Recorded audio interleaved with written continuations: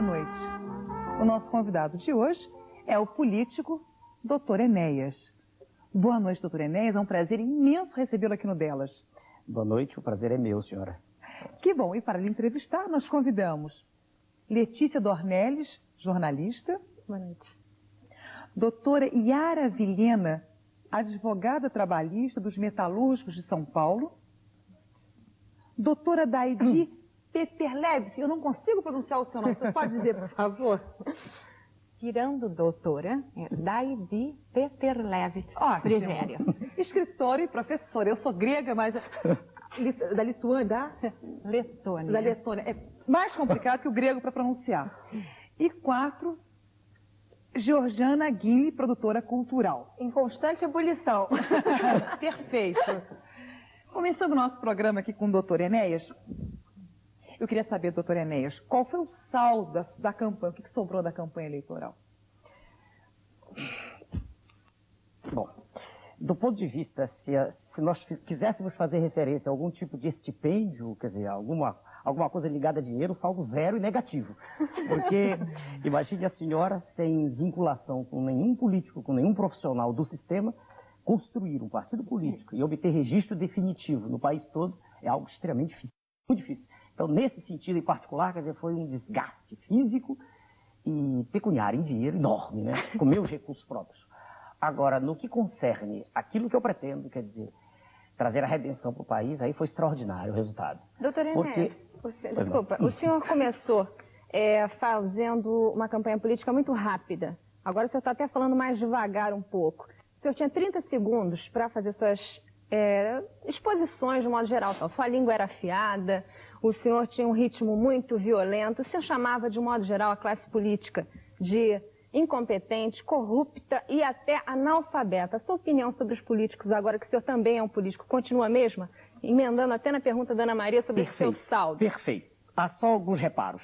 Já vamos fazendo os reparos desde o início. Primeiro, é quando a senhora disse ilustre desconhecido, desconhecido do meio político e da massa. Naquela ocasião, eu já tinha sido educador há mais de 20 anos. Eu já dispunha, né, ao longo da vida, de um conjunto de mais de 20 mil rapazes e moças que tinham estudado comigo diversas disciplinas. Então não era um ilustre conhecido. Senão teria sido impossível construir o partido, que eu fiz assim, calcado no respeito que já existia de todo esse grupo de pessoas. A primeira correção. Segunda, quando a senhora diz chamar de corruptos, é palavra que eu não uso, porque é dificílimo, quase impossível provar que alguém é corrupto no Brasil. Eu dizia, digo e direi. A classe política é constituída, em sua maioria, de indivíduos que são semi-analfabetos. Aí a senhora dirá, mas não há exceções?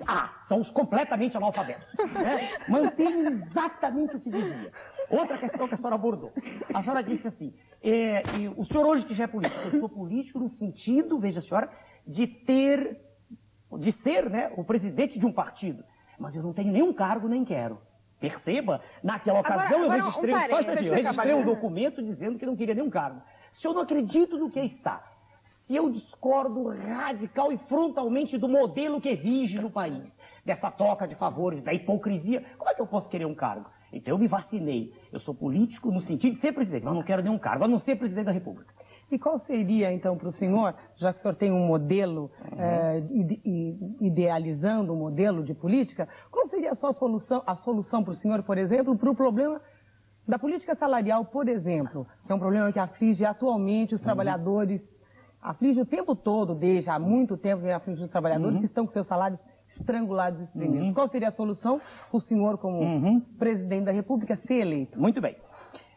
Afastemo-nos, então, do modelo que está, porque se fôssemos discuti-lo, levaríamos muito tempo e não encontraríamos solução nenhuma. Aliás, não vai haver solução. Né? Todo mundo sabe que as coisas são feitas de modo tão descontrolado, tão sem um projeto nacional, não existe para coisa nenhuma, aliás, que não vamos chegar a lugar nenhum, e todo mundo está vendo isso. Né? Mas o seu projeto, exato, o meu projeto. Houve de todas as tentativas que já se fizeram, quer dizer, que já foram feitas no país, houve uma que me agradou sobremodo. Foi o Plano Cruzado. E todas as senhoras se recordam, os telespectadores, em 1986. Mas não deu certo. Espere. O Plano Cruzado não tinha nada por que não dar certo. Não tinha porquê.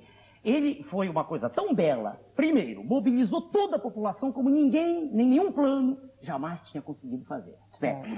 Segundo, mesmo aqueles economistas extremamente ortodoxos curvaram-se diante de uma coisa que era notória. que era aquele resultado, a euforia, a satisfação de cada pessoa, de cada indivíduo que sentia que realmente... Me lembro de Maria Conceição Tavares, desculpa. Exatamente, exatamente. Eu acho ela brilhante. Sem dúvida, concordo. E a professora Maria da Conceição foi, naquela ocasião, um dos exemplos mais lindimos, né, de consciência nacional, quando ela chorou, que foi uma beleza. Muito bem. Agora, por que não deu certo? Não deu certo, veja a senhora, e todo mundo que estuda um pouquinho sabe, eu estudei o assunto na época, não deu certo porque Sua Excelência, o presidente da República naquela ocasião, não era, como Sua Excelência, o atual presidente também não é um dirigente voltado para o povo. Naquele momento ele cedeu às pressões dos grandes grupos. Mas todos, quando entram, são voltados para o povo. Fazem a campanha calcada no povo. Dizem que o são. E depois muda. Dizem que o são. É. E veja, e tanto prova que não o são, é que fazem acordos com os detentores do grande capital. Daí porque logo a seguir não tem como voltar. Mas isso não é uma norma geral da política? Da política no mundo inteiro? Entre aspas. Não, porque as de como ela é em país subdesenvolvido. As pessoas negam a demagogia, mas na prática todos são demagogos. Eu pergunto à senhora, então, já que a senhora entrou no meio, se a senhora consegue mostrar alguma contradição em tudo que eu tenha dito, desde o início. Se a senhora conseguir agora... Não, a senhora até que tem um então, pensamento bem linear. incoerência desde o primeiro. Senhor, terminado o plano econômico aqui. Então, a partir daquele instante, qual foi o erro crasso, o erro colossal ali cometido? E só uma pequena parte. Pois não. Como o senhor ainda é... Eu quero só terminar isso aqui. Pois não. A última pétala da flor do Lácio... Isso é outra questão. A senhora quer falar disso daqui a pouquinho só. Eu atendo a sua pergunta. Pois não. Está esquentando. Voltando para o plano econômico, que é aquilo realmente que aflige todo mundo. Veja bem, quer dizer, aquilo que aflige que só do bolso, né? O Brasil hoje é um conjunto, é um elenco de problemas, só problemas, não há mais nada, não há solução. Mas voltando para o problema econômico. Naquele instante, quando, veja a senhora, começou a haver sinal de que algo ia dar errado, por causa das pressões muito grandes, o que é que deveria ter feito Sua Excelência, o Presidente da República, se realmente estivesse preocupado com a causa popular? Vir a público, diante dos canais de comunicação, e teria apoio das Forças Armadas, do Congresso, não havia ninguém contra, não podia, havia o governador do Rio de Janeiro, né? Era o órfão da inflação, só ele, mas ninguém. Né? Então, naquele momento, os juros, por exemplo, estavam muito baixos, claro, estava uma coisa... Os bancos poderiam ter, naquele momento, juros de 12% ao ano, como hoje a Constituição prevê. Só vale para os usineiros. Né? Só vale para ninguém. Não vale para ninguém. 800% ao ano vai estar. Exato. Então, veja bem, naquela ocasião ele podia ter. E não juros quase zero. Quer dizer, ele não, ele deixou os juros foram lá em cima. Salvaram-se os bancos. Destruiu-se a esperança do povo brasileiro. Então, se a senhora perguntar, se a senhora diz que não deu certo, não. Fez-se com que ele não desse certo. Mas a minha pergunta é relativa, por exemplo, eu perguntei a respeito dos salários. Aí no seu plano de governo... Eu vou adiante. É. Se nós, numa economia totalmente desorganizada como a nossa, totalmente, onde quem detém o poder dos preços não é a concorrência, a senhora sabe. Qualquer pessoa lúcida sabe. Quem detém o controle dos preços é o oligopólio. É um grupo de empresários que decidem. Esse grupo decide. Diz assim, o preço vai ser tal. Não interessa se a oferta é maior. Não existe regra de oferta. Não existe isso. Essas regras não funcionam aqui. Ora, em sendo assim, é preciso, e o que eu digo parece até repetitivo, mas tem que haver um congelamento global, brutal, como foi naquela ocasião. De salários também? Espere. No momento em que esse congelamento é feito, instantaneamente é feita uma correção. Não se poderá, de saída, veja a senhora, corrigir todas as perdas, que a maioria das pequenas empresas irá toda... Quer dizer que então o senhor é contra a reposição salarial, seria isso? Não foi isso exatamente que eu disse. Eu advogada sindical. O senhor é a favor do congelamento absoluto na mercadoria, em funcionar tudo agora, no momento? Não, agora, veja bem, nada que seja feito vai dar certo. Sabe por quê? Porque não existe, aliás, está sendo comentado pelos senadores, porque não existe confiança do cidadão. O cidadão comum, o homem que anda na rua, ele não acredita nos seus dias. Isso é a pior coisa que pode ocorrer para o país. Quando o governo perde o crédito, quer dizer, quando o cidadão da rua não acredita, não há nada a ser feito. É impossível ter fiscais em todos os lugares, a não ser que cada indivíduo seja um fiscal. Entende? Eu queria só terminar essa questão dela. Por favor. Ela provocou isso. Veja, senhora, eu quis dizer foi o seguinte, eu não sou contra a reposição. Certo. Não é isso. Eu quis dizer o seguinte, veja, senhora, sem que a produção aumente, é infactível aumentar salário real assim brutalmente. É infactível. É preciso que aumente a produção. É preciso que exista uma política industrial. É preciso que existam juros baixos. Porque o empresário que sai de capital, quando ele vai apanhar o capital, ele paga juros altos. E a senhora sabe, ele embute isso no preço dos produtos. E a inflação continua aumentando. A inflação brasileira não é inflação de consumo, é inflação de custos. E enquanto não houver... E a senhora vai perguntar, e por que então não se faz política de juros baixos? Porque não interessa ao grande capital. Agora, veja bem, voltando, eu vou me prender um pouquinho mais ao salário. Veja bem, nós Tudo isso nós falamos da economia, os juros, os banqueiros, está maravilhoso. Acontece que quem está pagando a conta continua sendo o trabalhador. Sem dúvida. Trabalhador de todas as áreas. Todas as áreas. Então, o governo decide... Aliás, está na hora da gente parar de dizer que trabalhador é só o operário. Não, mas eu não estou dizendo. Trabalhador para mim, eu sou advogado que trabalho muito. Trabalho muito. E todos nós aqui, eu acredito que trabalham, entendeu? Mas, trabalhador no sentido... A Daí foi tentar 6 palavras. Pode falar você. Agora é o seguinte, então a livre negociação para o senhor seria... No modelo atual, eu sou totalmente contra. É querer que o elefante negocie com a formiga, ele esmaga a formiga. Livre negociação. Então seria o quê? A indexação? No que está aí, veja que a senhora voltou porque aí está. Para esse modelo pútrido, odiando que aí está, só indexação plena. Vamos supor que hoje o senhor seja eleito. Aí o senhor eleito hoje... Aí mudaria tudo. E as perdas salariais? Muda tudo, congela e... Elas seriam recompostas. Nós vamos ter que brigar tudo de novo. Não, elas seriam recompostas, doutora. Gradativamente, elas iam sendo recompostas. O simples fato de não haver inflação, de zerar esse monstro, de acabar com ele, só isso já faz com que... Mas isso já não deu certo. Olha que isso já não deu certo. Não deu porque num determinado momento, veja. Choramos as lágrimas, chorei junto com a Maria Conceição Tavares. Ela chorava na televisão. Brasil inteiro. Não, todo mas mundo chorava. Devagar. O primeiro choro da professora foi de alegria. O segundo foi de raiva. Olha, eu respeito os 2 choros dela, chorei junto. Não sou economista. Destruíram o filho. Quando cruzado era o filho. Tem choro nem vela, porque as velas foram indexadas. Nessa situação, o trabalhador, por exemplo, teríamos que repor a reposição das perdas. O salário, doutora Yara, o salário brasileiro é um dos mais baixos do mundo em todas as profissões. Certo, mas olha, não reconhece isso. Equiparar o resto. Olha, se conseguíssemos repor pelo indexar atualmente, basicamente, aquilo que nós já temos pedido plenamente, indexar plenamente. Indexação plena, totalmente de acordo. Eu já ficaria um pouco satisfeita. Doutora Enéa, tentando entender o nosso extorsivo e torteador presidente da República, que, ao que tudo indica, passou no seu período de estudante apenas resvalando escolas, sem realmente penetrar no processo da educação, ficou na sua superficialidade. Não só assim, como ele preconiza agora, como remédio para as doenças, para os males da nossa educação, ele pretende um tratamento de lataria na educação. E preconiza que no país todo se façam oficinas de funilaria e pintura, quando a educação está doente no motor. A educação não pega nem no tranco.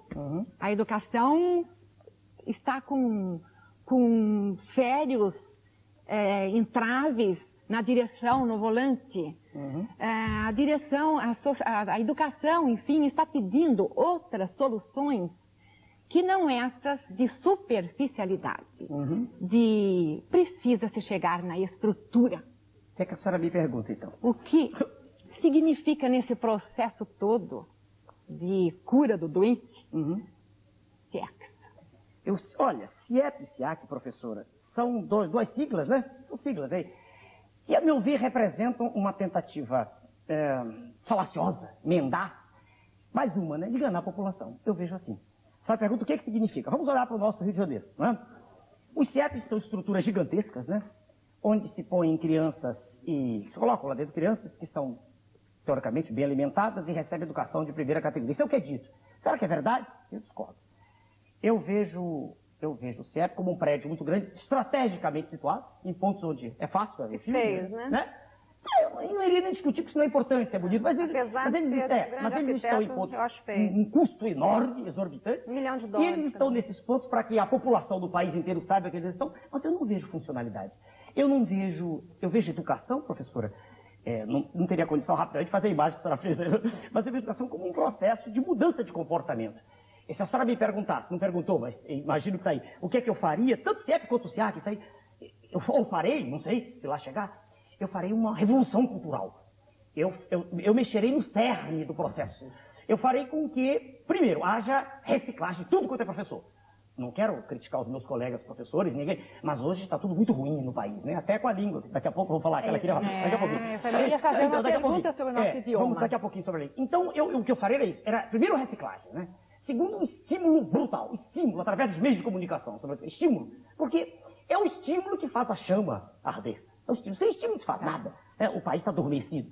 E valorização profissional. Porque um professor de primeiro grau ou universitário ganhando a 20ª parte, né, do que ganha um deputado estadual é algo que causa constrangimento a qualquer um.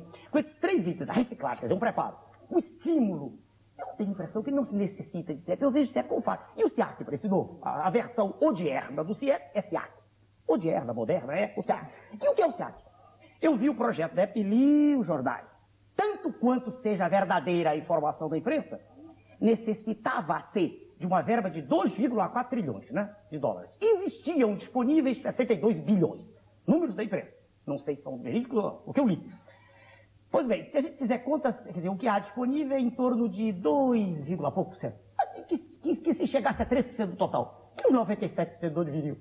E o que é mais curioso, professora, é a gente ver todos os governadores irem à presença dos especialistas da República para fazerem também esses prédios. Quer dizer, parece que não existe projeto nenhum, parece que ninguém está pensando em educar. Então o prédio não vai resolver a educação. Não vai resolver. É assim que eu vejo. Eu não vejo nenhum fundamento. Para mim é toda uma gritaria. Mas não seria. Vou pedir para a Jorge fazer uma pergunta. Não está conseguindo. Estou aqui mais trepidante do que gabo com digitimia. Do que o quê? Gabo com digitimia. Ela tem umas tiradas. Uma coisa que eu estava louca para perguntar. Quer dizer, foge um pouco do contexto, mas acaba se conectando de alguma forma. Enéas, o senhor que tem uma inteligência brilhante, nada zircônica, e é mérito cardiologista, por exemplo, vamos pegar uma imagem, ela usou a imagem do motor, descarrilhado, enfim. Vamos pegar a imagem, o senhor sendo cardiologista, de um coração. Como é que o senhor compararia o atual governo? Seria um coração cujas artérias estivessem totalmente obstruídas, ou seria um peito oco à espera de um transplante vão? Nós, vamos dar um tempinho, vamos voltar já. A gente vai para um pequeno intervalo e a gente volta já já. Voltando ao nosso programa delas, eu vou pedir para a Georgiana fazer o finalzinho da pergunta dela, por favor.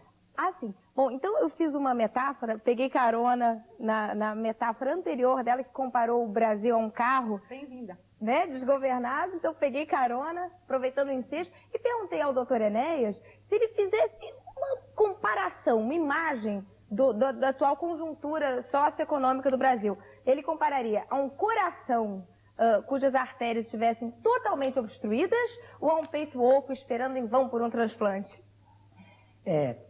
Veja bem, a senhorita Georgiana, por mais que a gente queira, por mais que exista uma gritaria enorme, querendo tirar o valor das lideranças, porque elas realmente são em número reduzido, e não existe nada mais engraçado e curioso do que uma fileira enorme de medíocres lutando contra a liderança, né? O sonho dos parlamentaristas é esse, eu disse no meu programa, né? Não sei se alguma das senhoras viu. O parlamentarismo é ideal. Eu fazer uma pergunta sobre o programa. Tá bom, depois. O parlamentarismo, não, só para encaixar bem, o parlamentarismo é ideal. Por que é ideal? Ah, beleza. Porque é uma fila de mentecato. Cada um esperando a sua vez de tomar conta do poder. São portadores de gliscóide. Como é que é? Na maioria das vezes, figuras gliscóides, quer dizer, pegajosos, comportamentos. Do epilético, exatamente. Mas veja bem, então, se a senhora me perguntar como é que eu vejo o quadro, eu vejo, na segunda imagem, um tórax, ou, quer dizer, falta no ser órgão propulsor. Queiramos nós ou não, queiram esses senhores extremamente mal dotados da política brasileira, ou não, a população como um todo gosta de seguir ideias que tenham dono, ideias que venham de uma pessoa. Todos nós gostamos disso. Se nós não tivéssemos um coordenador aqui, que é a senhora Ana Maria, seria muito ruim o programa. Ela dá a dose correta, ela interrompe. Eu me lembro, eu estava sendo entrevistado uma vez pelo senhor Jô Soares, e ele me disse assim, eu estava falando em ordem, e ele disse, Márcia, as ordens não pode ser uma coisa. O que é ordem? Eu digo, ordem é o que existe no seu programa. Quando você estala o dedo, os músicos começam a tocar. Quando você faz assim, eles param. Imagine que não houvesse ordem, que fosse isso que é o Brasil. Essa desordem absoluta e tudo. Um começava a tocar, o outro parava, e ninguém se entendia. Então a resposta, a necessidade, sim, de um órgão propulsor, de um coração. A necessidade de um indivíduo, não necessariamente sou eu. Não, eu me apresentei de modo como uma contingência. Num determinado instante, eu olhei no panorama, não vi nada. Panorama horrível, entende? Eu vi indivíduos de péssima categoria intelectual, extremamente mal dotados, viciados, apodrecidos, como eu digo. Foi isso que vi. Agora, não quer dizer que seja eu, tanto que eu posso morrer a qualquer hora. O que eu quis foi lançar ideia. Não do coração, pelo amor de Deus. Não, do coração, eu não sou cardiopata, graças a Deus.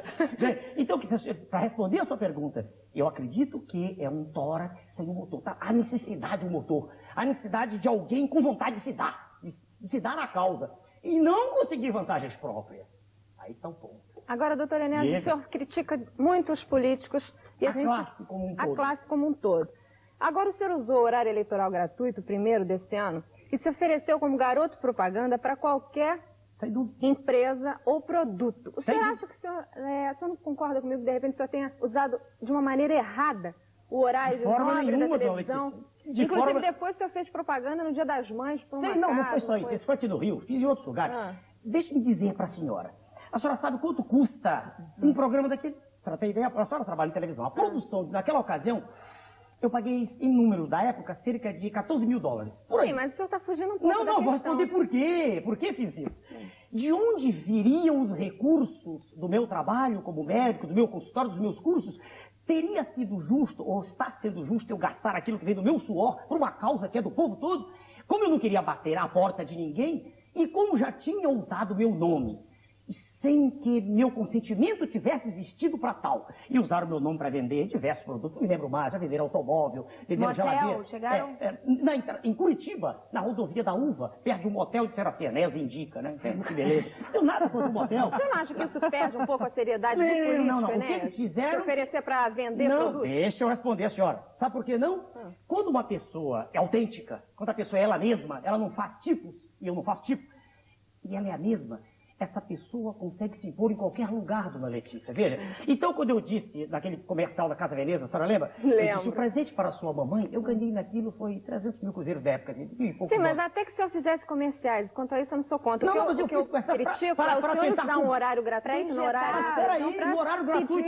horário gratuito, todo mundo usa o que tem, eles põem o número da conta do banco, pedem recurso. Como eles são incapazes de vender qualquer coisa, não vendem nem sepultura, porque ninguém vai comprar, entendeu? O político brasileiro é desrespeitado, ninguém acredita nele, mentiroso, na maioria das vezes. E como, graças a Deus, Deus me deu esse dom de falar, eu consigo vender coisas se quiser, eu não faço isso normalmente para mim, nunca fiz, nunca fui vendedor.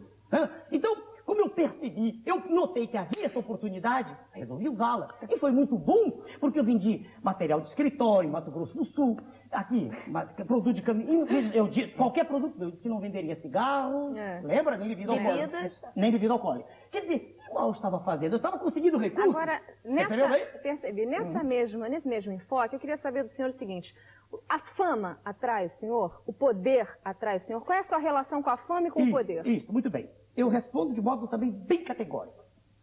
O dom que Deus me deu, né? O Criador do universo me deu. Você achasse uma pessoa privilegiada por Deus? Eu não me acho, eu sou. Se Deus não me tivesse dado esse dom de falar, eu não estava aqui hoje.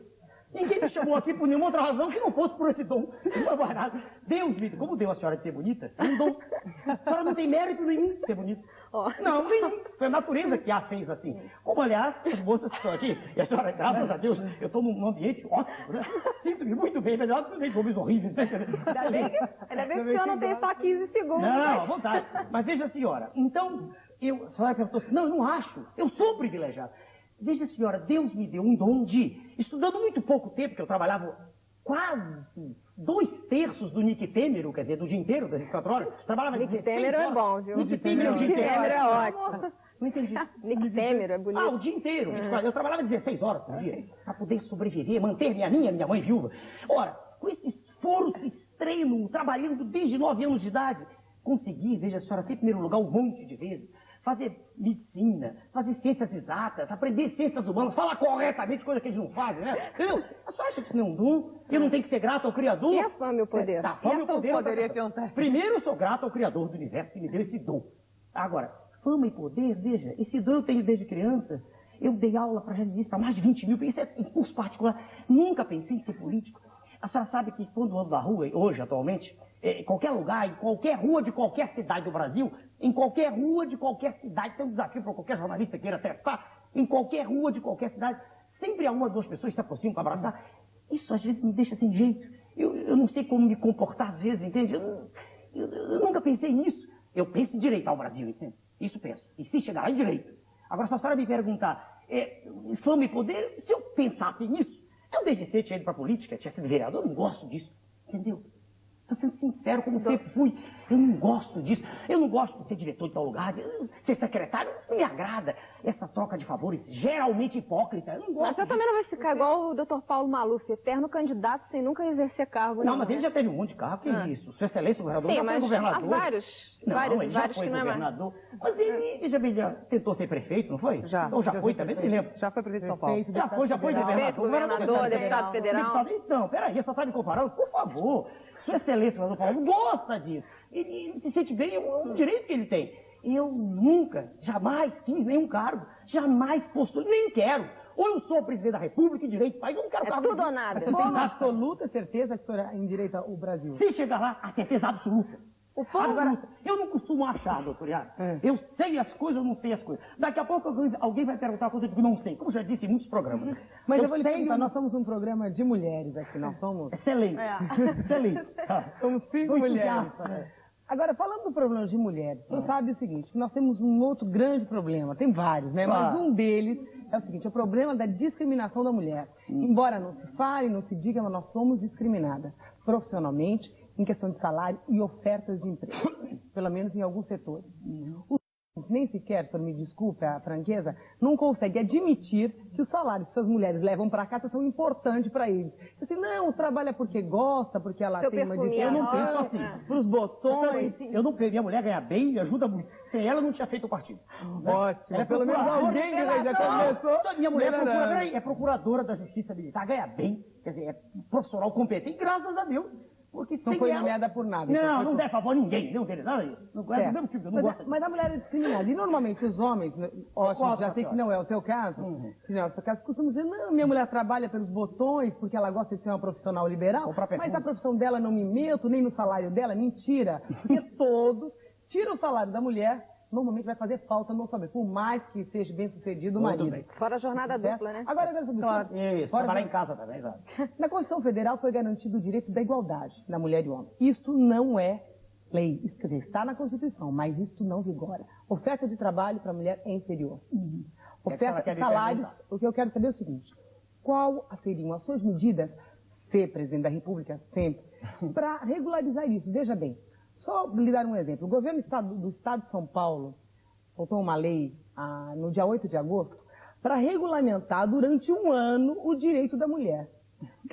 Olha, realmente é ridículo, mas é pelo menos alguma coisa, porque os outros nem isso fazem. Não estou de acordo, mas fizeram isso pelo menos para tentar regularizar o direito da mulher. O senhor, como presidente da República, o que faria para tentar acabar com essa discriminação? Certo, posso ser sincero, e né, com você. E aumentar a oferta de trabalho para a mulher. Sincero, pelo amor de Deus. Sincero, hein, pelo amor de Deus. A senhora sabe que eu já, sob nenhuma hipótese, mentira, eu não gosto disso. Como ser humano, eu tenho defeito. Não há ninguém, nenhum ser humano, que não seja uma mistura de anjo e demônio. Todos nós. Aliás, o crime é característica íntita de qualquer indivíduo. Os ingredientes do crime estão em qualquer pessoa. Mas quando eu digo crime, digo o contexto todo, o erro, né?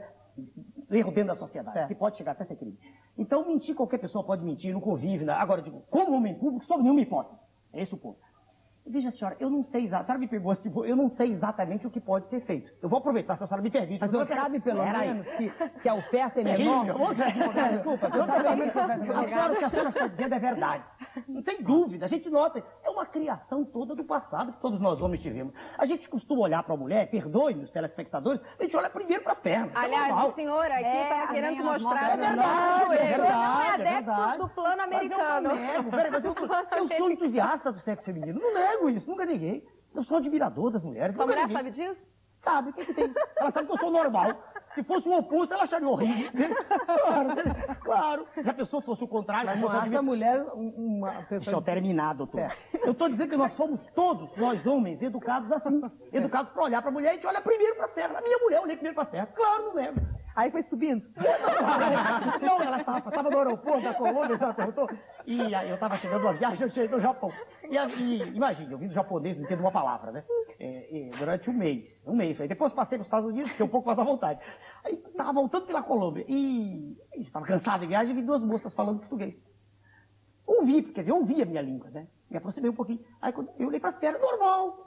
Quem disser que não está mentindo? É filho. A não ser que não seja homem. A não ser que seja homem. Aí vai olhar. Agora, o contato, o convívio, é claro, o espírito vem à tona. Agora já que a gente está falando de só para explodir a vontade. Eu só queria dizer o seguinte para a senhora, que eu não sei, a senhora está eivada de razões, mas eu não sei, assim, de saída, o que podia ser feito. Eu queria, se a senhora entender, que a senhora sugerisse, e ver se eu estou de acordo ou não. Entendeu? O que a senhora sugeriria? Bom, entendeu? Veja bem. Não, que algo tem que ser feito, sem dúvida, ela está certa. Mas o senhor disse que o senhor teria uma sugestão. Não, eu queria disse o seguinte, colocar. que eu ia chamar, o que eu pretendo, veja, senhora, se lá chegar, e muito antes, porque já estou fazendo isso, eu tento cercar-me de pessoas capazes. O oposto do que fazem os políticos.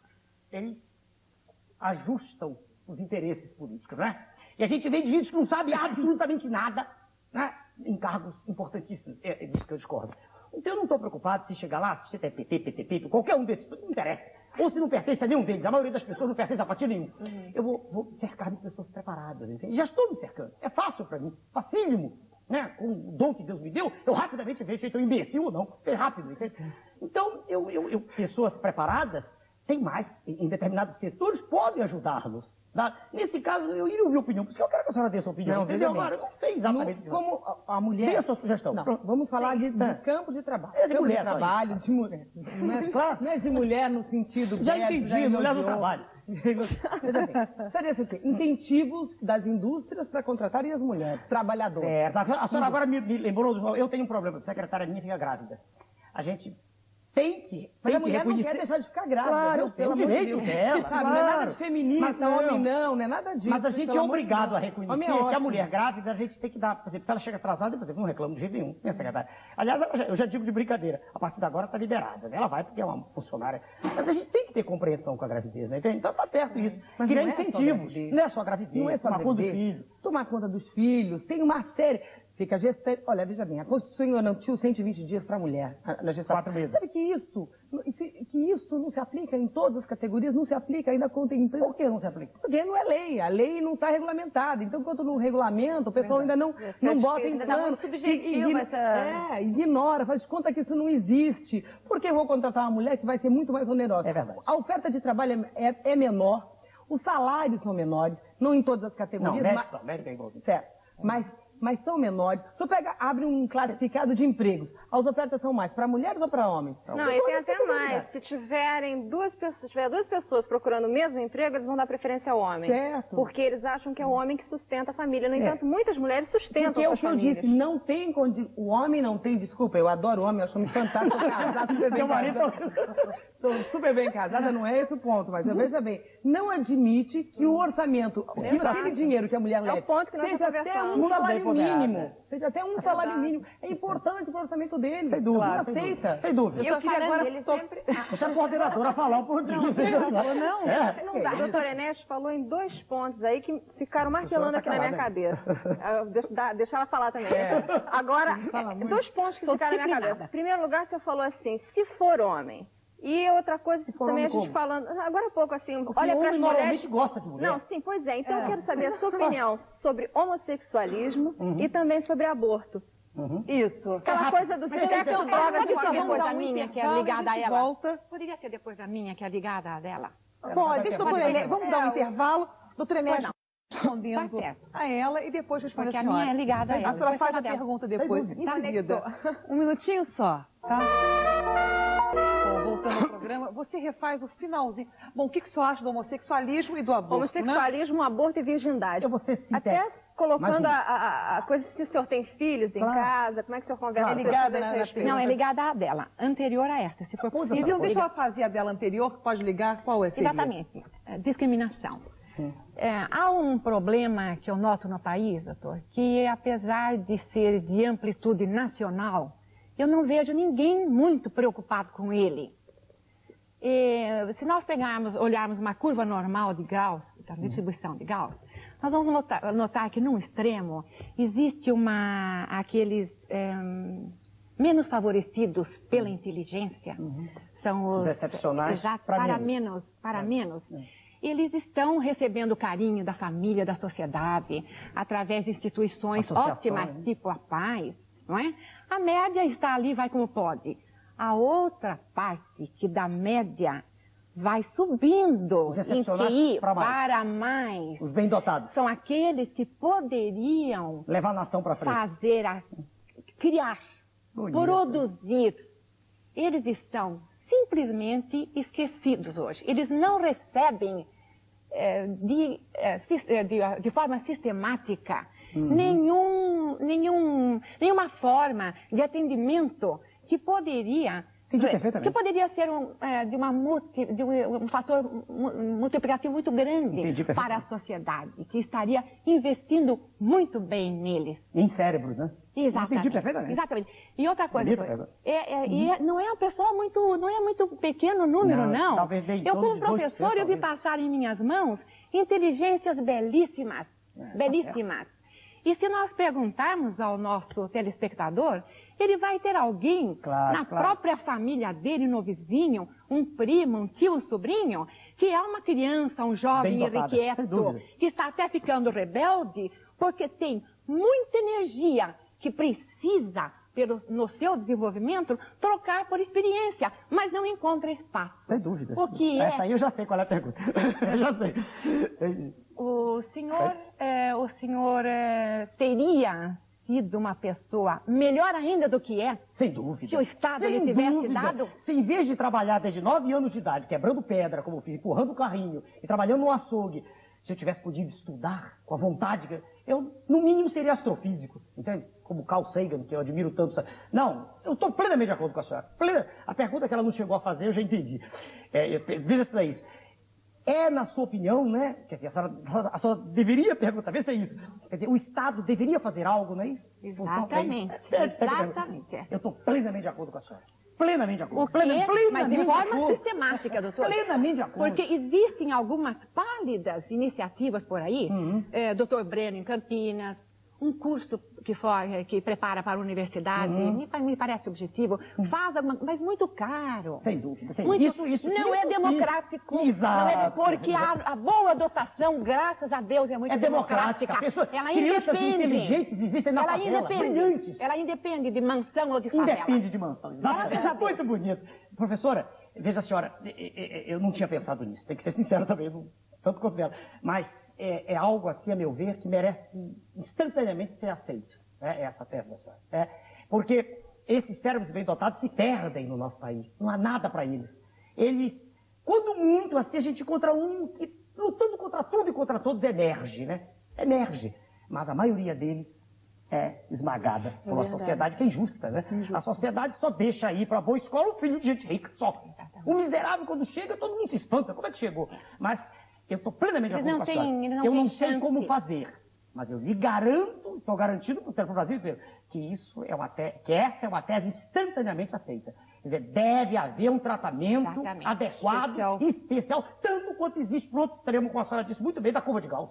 Para o excepcional. Exatamente, Esse é o tratamento igual, democrático, não é? Isso é democrático. Porque ele tem tanta potencialidade a desenvolver. Sem dúvida.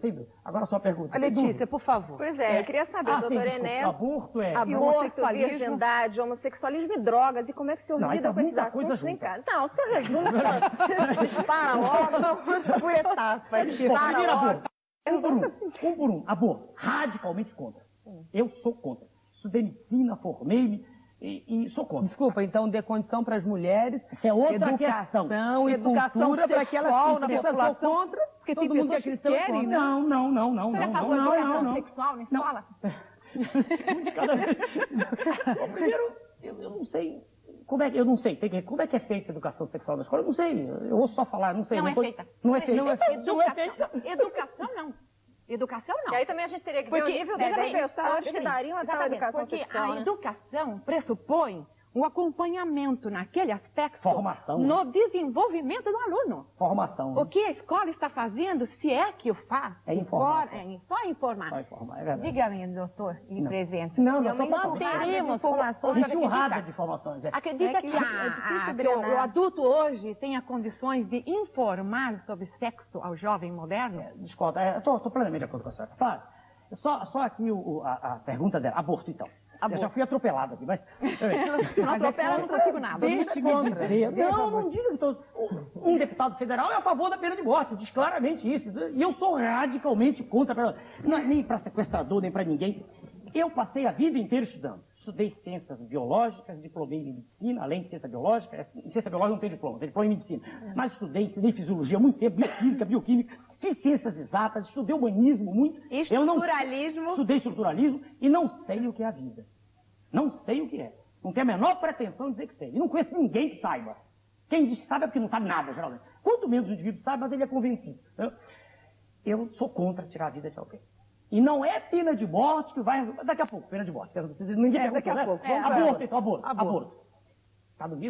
Está dentro do mesmo contexto. Exato. Eu sou contra o aborto. Agora ela diz assim, e a situação como está é terrível, porque não é o aborto oficializado e as moças, as senhoras, fazem aborto em clínicas, correndo risco. Sem dúvida. Mas não será a legalização que vai resolver isso.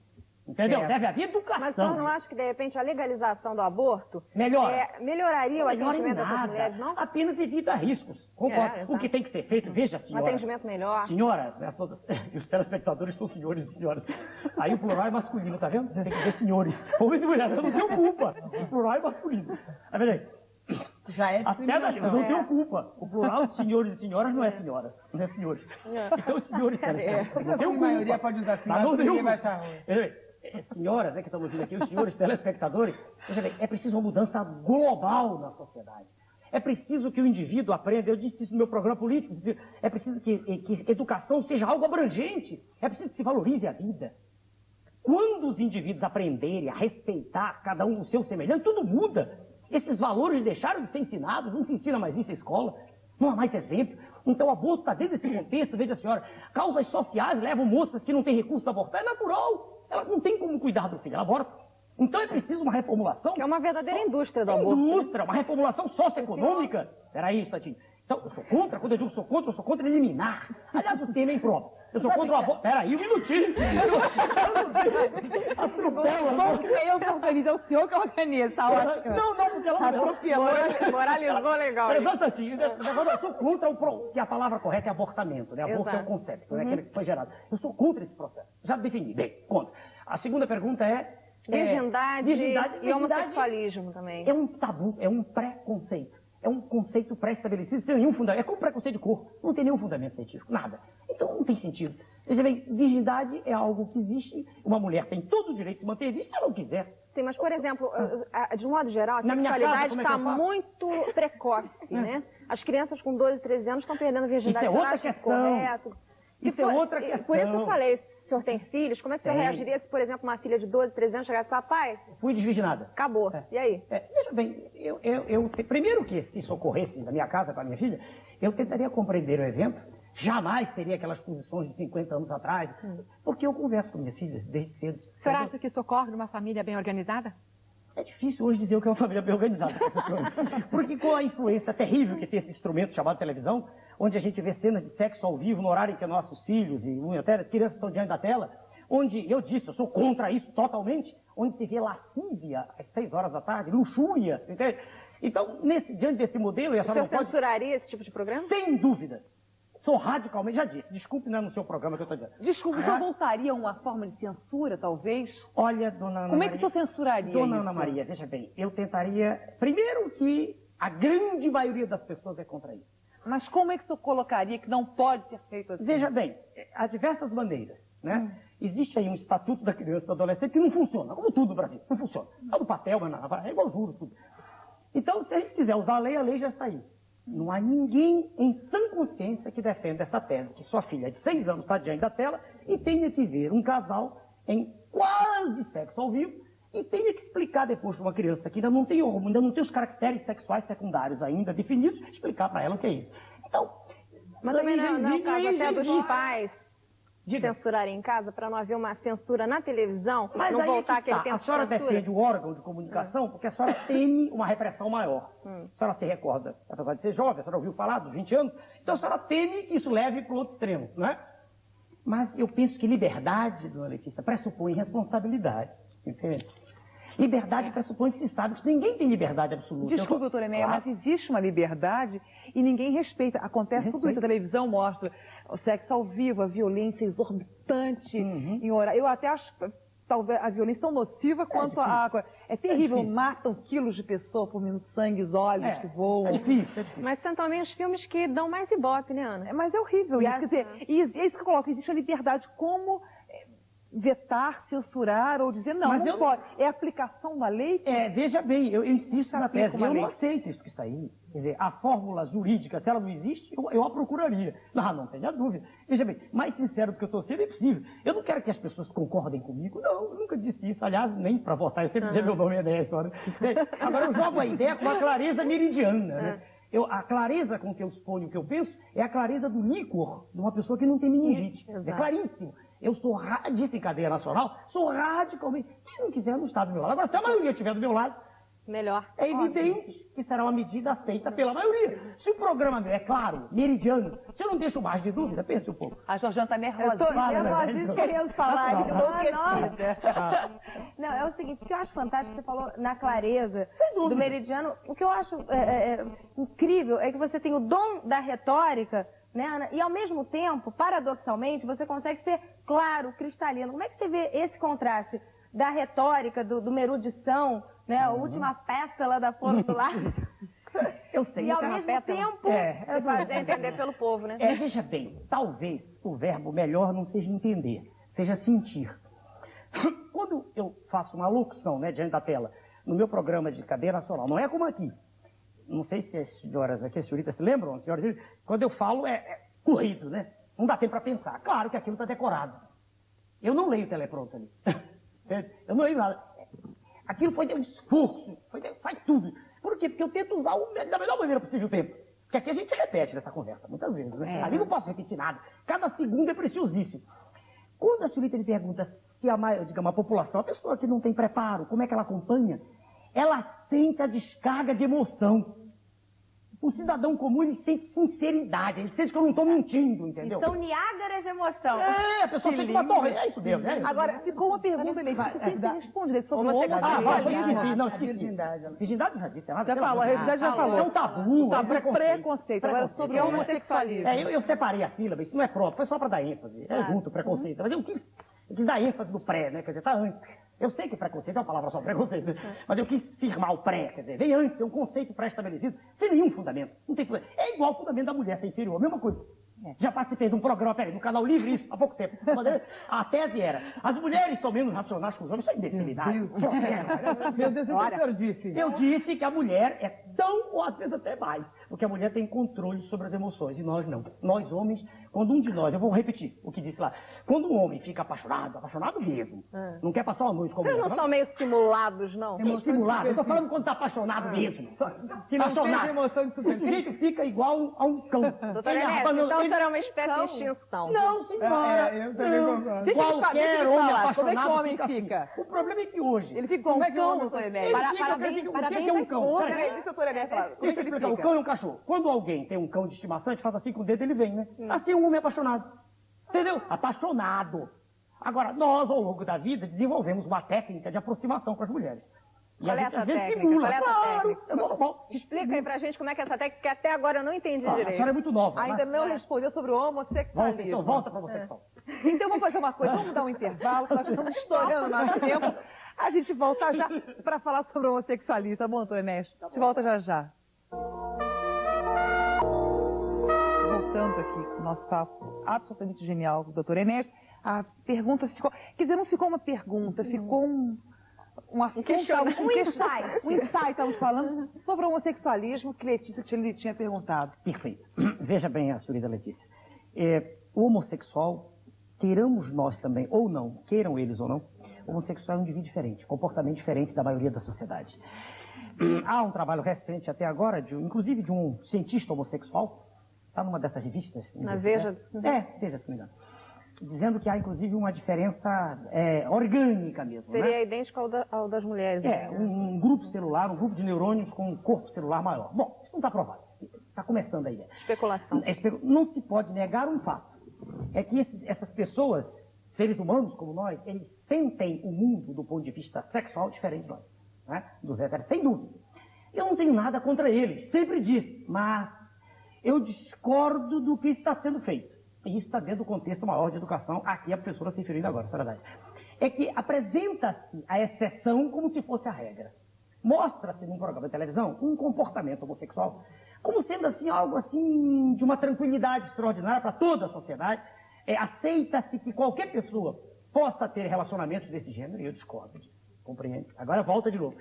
Ele é um indivíduo como nós, ele é um ser humano como nós, mas o comportamento dele afasta-se do comportamento da maioria. Um homossexual não produz filhos no relacionamento, né? Do indivíduo. Então, que isso seja aceito, que isso seja recebido dentro da sociedade, mas não que seja aplaudido e estimulado. Sim, mas e como o senhor trataria um problema desse tipo dentro de casa? Se eu tivesse, já pensei nisso, graças a Deus não tenho. Tem 3 filhas, uma maior de 20 e poucos anos, feminina, normal, gosta de homens, né? Tem uma de 19 anos, gosta bastante, muito, puxou o pai. Quer dizer, puxou o pai no sentido que eu gosto muito das mulheres, né? E tem uma terceira de 6 anos, ainda não sei, mas provavelmente... Que tudo indica. Tudo é normal. Então eu não tenho esse problema. Eu não sei, estou sendo sincero, sabe? Já pensei nisso, eu não sei como me comportaria, não sei. Se eu disser, faria isso, eu estou mentindo, eu estarei mentindo, porque, entendeu? Eu não sei, esse seria algo que não posso negar, que me angustiaria muito. Não sei, estou sendo sincero, não sei. Tá? O que existe? Um instantinho, como líder, presidente da República, se chegar lá, essas pessoas serão seres humanos, como outros quaisquer. Agora, eu repito, eu jamais diria assim, faz uma estátua para o indivíduo, porque ele era homossexual. Não, de forma nenhuma, eu não faria isso. A senhora acha que fazem apologia do homossexualismo? De jeito nenhum, sou totalmente contra. Quem discordar de mim não esteja do meu lado, sou totalmente contra. Bem claro. Eu vou mudar um pouquinho de assunto só. O que existe, doutor Enéas, nas entrelinhas do processo de privatização das universidades federais brasileiras? Veja, senhora, deu um salto, né?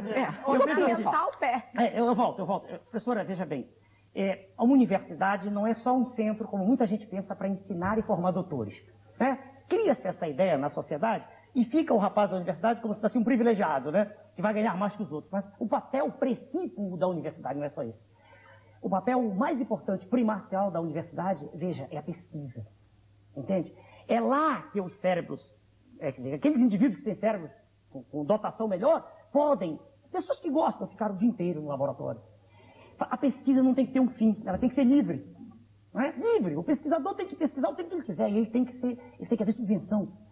Se nós entregarmos, veja a senhora, como tanta gente está pensando aí, a universidade para a iniciativa privada não visa a esse progresso a longo prazo, a iniciativa privada visa a lucro. E nós estaremos fazendo com que a universidade perca esse papel que é extraordinário e é social, quer dizer, da pesquisa.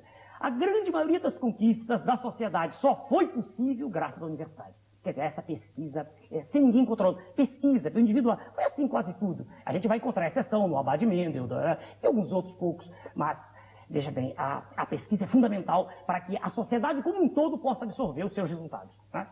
Desculpa, ela está falando aqui. Mas eu sou contra a privatização. Meu dedinho ereto. Diga.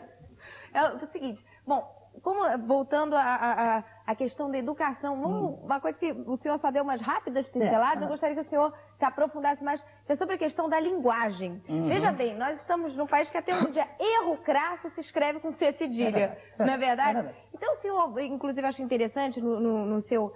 no programa que o senhor fez de 1 hora de duração na televisão, o senhor capturou alguns exemplos que eu achei fantásticos, de erros assim, primaríssimos. Sem dúvida. Né? E o senhor poderia citar esses exemplos? Dúvida. Veja bem, naquele primeiro programa, a senhorita Jojana está fazendo alusão, está fazendo referência a uma placa que, aqui no nosso Rio de Janeiro, ela está em todos os pontos que são vias de acesso ao túnel Santa Bárbara.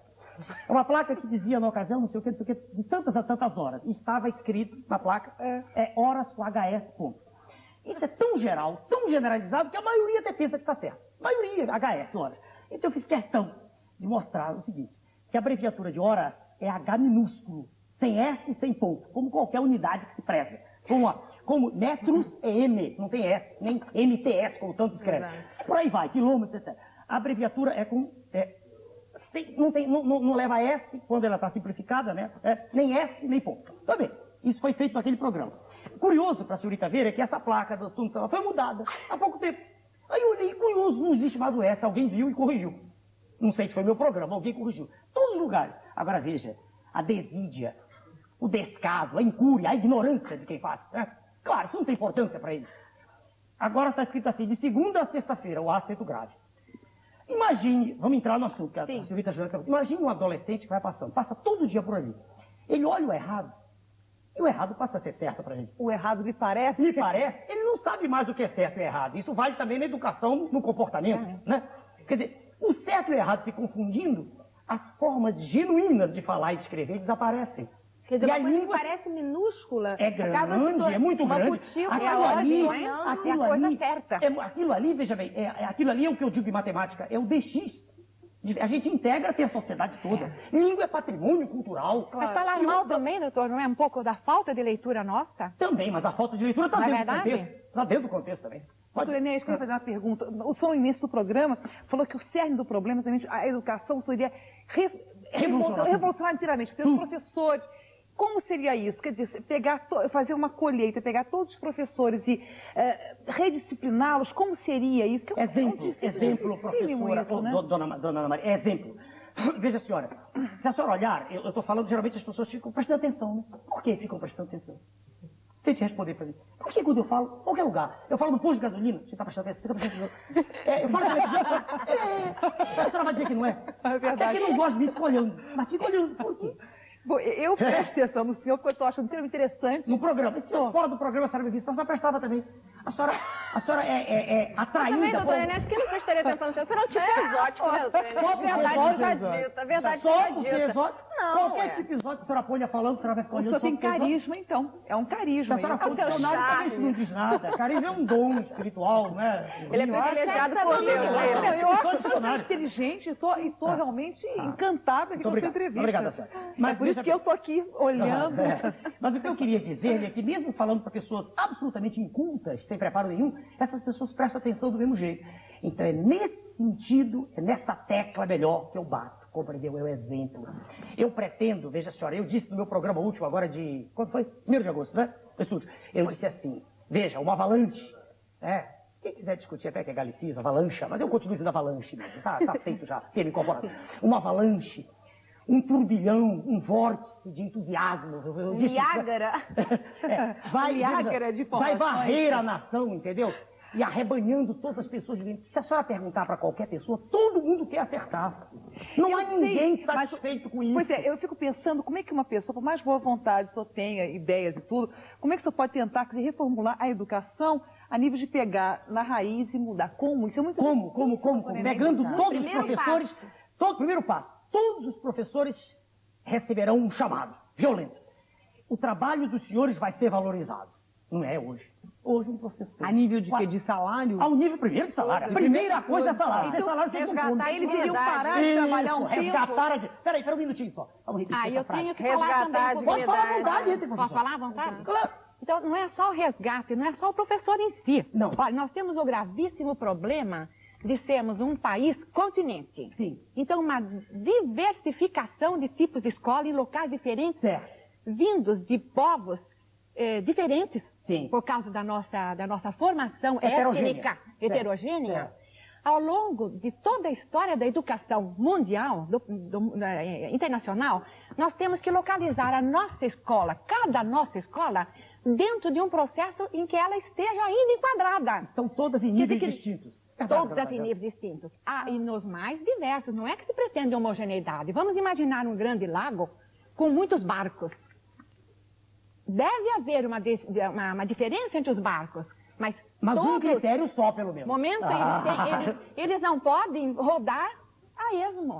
Eles têm que ter uma um porto, uma bússola. Eles devem conhecer o método que a escola tem que saber, a linha pedagógica que ela deve seguir, que nós não sabemos. E nós temos que atrelar cada escola a uma linha filosófica que é muito mais ampla. Mas essa linha seria una? Não, minha filha, não. A escola teve, historicamente, continua, graças a Deus, tendo, inclusive no tempo do arbítrio, chamado arbítrio, teve liberdade completa de escolha de método. Houve tanta liberdade que ela deixou de escolher. E não existe o método.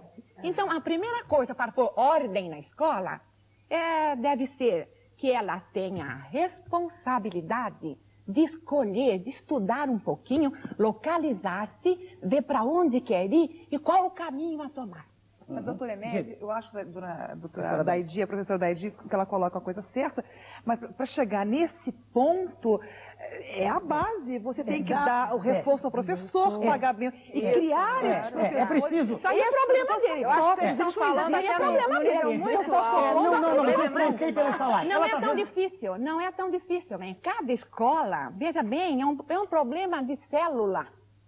De pôr em ordem a escola localizar-se-ia, não é tão difícil. Mas sem a dignidade que os professores hoje têm vergonha de dizer que são professores que ganham mal, você acha que precisa muita dignidade? As pessoas que estão atraídas para essa profissão são pessoas de nível baixo. Você acha que precisa muita dignidade para saber, para procurar junto com a professora, localizar a sua escola e dizer, olha, mas será que eu estou ainda na época de pré-Pestalozzi? Será que eu estou seguindo Montessori ou eu estou acompanhando um processo mais adiantado? Tem, professora, em forma de projeto de sabem quem é Montessori, quem é Pestalozzi, está no nível muito mais alto. O início é o seguinte, a escola tem que se conscientizar de procurar um caminho. E como vai procurar o caminho? Estudando, analisando a sua posição frente ao tema. Doutora Enésia, o que a doutora Enésia acha? Não, veja bem. Ela tem que pegar, tem que sair estudar. Não tem que ser todas iguais. A visão da professora é a visão do educador. Claro. Né? E a sua visão? Não sei quantos anos a senhora ficou ensinando a crianças. Quanto tempo? Eu comecei, desde que estou com criança, desde mais ou menos... eu tenho 40 anos de vivência acumulada. Com todo respeito à senhora. 40 anos. Eu fiquei nem uma década no curso primário. Agora eu ensinei, leva uma vantagem disso, eu ensinei todos os níveis, né? Primário, segundo grau, aquele tempo era primário, agora é primeiro grau, né? Primeiro grau, universidade, pós-graduação, eu passei por todos os níveis.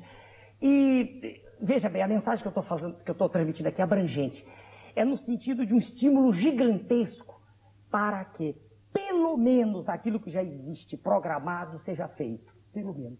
Por exemplo, existe um currículo. Um dia desse eu estava fazendo uma palestra em São Paulo, nas faculdades, meu Deus, como é aquela de Santo Amaro, né? Não, Santo Amaro não, São Bernardo. ABC, Faculdade de Medicina do ABC. E os garotos me perguntaram, no outro nível, não são do primário, estudante de medicina, doutor Enéas, como é que a gente melhora as condições nossas de escola de... A fórmula é a mesma para todas as escolas de curso superior mesmo. Em vez dos senhores estarem brigando por 1000 coisas distintas, brigue para que o currículo seja cumprido. Ah, sim. Entendeu bem?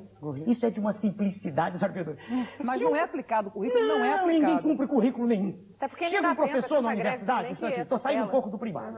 Chega um professor na universidade... Não falo em primário, né? Falo em escola. Escola, de modo genérico. Escola, de modo geral. Concordo. Veja bem, chega um professor na universidade e diz assim, isso é muito comum hoje, vamos debater um assunto. Aí isso aconteceu com minha menina, minha filha, debater sobre a Revolução Francesa. Ela não sabia que foi de Diderot, d'Alembert, Voltaire, nada, ia debater. Você não vai debater nada, você vai estudar primeiro. Você vai aprender. Quando você souber o que foi a Revolução Francesa e que época foi, tudo, aí você vai debater. Chega de debate. Aprenda primeiro, depois debate. E debater, é igual um sujeito que vem estudar comigo eletro e quer debater. Vai estudar primeiro, aprenda. Leia o que eu li, depois debate. Que história vem aqui para ouvir? Eu vou ensinar que história é essa. Entendeu? Então, depois pode até contestar. À vontade, peraí, só para terminar. Então, são coisas assim que parecem tão simples que incomodam. Mas eu quero primeiro, antes de mudar, tem que mudar. Eu estou de acordo, cara. As escolas não sabem onde estão. O cara está dizendo que é muito fundamento. Cada uma faz o que quer, mas não sabe para onde está indo. É preciso definir. Cada um é bom individualmente. Cada professor é bonzinho individualmente. Cada professor... O conjunto que falta. O conjunto. Então, a primeira tese é essa, é que um currículo, aquele, seja qual for, enquanto ele está, porque tem que haver uma solução imediata. Nós estamos indo para o caos. Todo mundo sabe disso. Nós estamos formando legiões de semi-analfabetos. Essa é a verdade. Em todas as áreas do saber.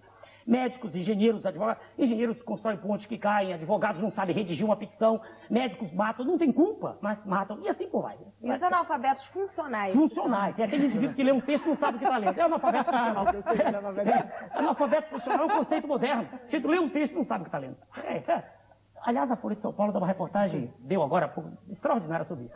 Mas bem, quer dizer, perdi, o que nós estávamos falando? Sobre o currículo. Então eu digo como medida primeira, a senhora está rindo, divertido. A medida primeira é que o currículo seja completo. Primeira coisa, imediata. Agora, essa análise global do processo, veja só, ela é feita com entusiasmo, entende? Quando as pessoas começarem a ter entusiasmo pelo que fazem, isso desapareceu. Compreende? O amor. Porque não existe estímulo. Não há estímulo, eu concordo. Por isso que eu comecei pelo salário. Fazer Eu comecei pós-graduação, pelo doutoramento, tudo para Eu ganhar um comecei salário pelo de salário, quanto? peraí. 300, 400 mil, não Eu sei quanto comecei ganha pelo todo. salário porque Por quando Deus. meu colega médico trabalha em um emprego, Desculpa, dois tem que falar de salário, mas é que Mas é absurdo. mesmo! O sujeito trabalha no emprego, 2 empregos, 3 empregos, chega exausto, ele tem tempo para ler livro? Como? Para se reciclar. Né? Como ele tem, entendeu? Então, quando eu comecei pelo salário, é porque é a condição primeira. É aquela a partir da qual o mínimo de dignidade é restabelecido. Dignidade humana é o mínimo. Claro. Não sei se a senhora está a par ou se os outros estão. Soldados da Polícia Militar estão suicidando em São Paulo. Suicidando. Numa estatística, isso apareceu na revista Semanário, no mês de agosto. Não me lembro o dia. Suicidando com uma proporção terrível. Chega a 20 em cada 1000. Por quê? Por quê? Claro que é uma série de condições de isolamento, mas mais do que qualquer outra coisa é miséria. Você vive desesperado, ele tem que combater criminosos. E aumenta também a marginalidade, né? Exato, ele luta contra a marginalidade e o que ele ganha é insignificante, está entendendo? Então, queiramos ou não, o problema salário é sério. É sério, sem dúvida. Seríssimo. Seríssimo, sem dúvida. Agora eu volto até, a senhora perguntou como? É entusiasmo. O problema salário nesse... Pegue uma pessoa, um educador, como ela, pegue um advogado com a senhora que está lutando no seu sindicato, pegue pessoas interessadas em mudar e dê força a essas pessoas e faça com que essas pessoas possam atuar.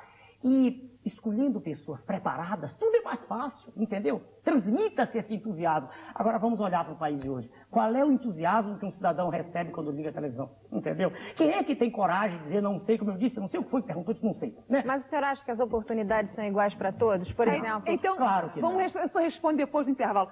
Te dá um tempinho, a gente volta já e só responde, por favor. Obrigada. Voltando aqui ao nosso papo gostoso com Delas. Com o doutor Enéas, no Delas. Letícia, refaz a pergunta, por favor. Eu quero saber se o senhor considera que no país há oportunidade igual para todos, ou seja, as pessoas têm o mesmo privilégio de chegar a cargos importantes. É evidente que não. E como é que o senhor acha que pode modificar um pouco essa coisa? Veja, o que existe é uma falácia. O que existe é uma argumentação mendaz, torpe, mentirosa. Quando se briga muito e se fala nos meios de comunicação e suas excelências, os congressistas dizem que o país é democrático, é uma mentira. É mentira. É democrático para um grupo que tem o direito de se exprimir. Eu até disse no último programa, não sei se a senhorita já viu. Povo não escreve no jornal, vamos parar com essa farsa. Só na carta dos leitores.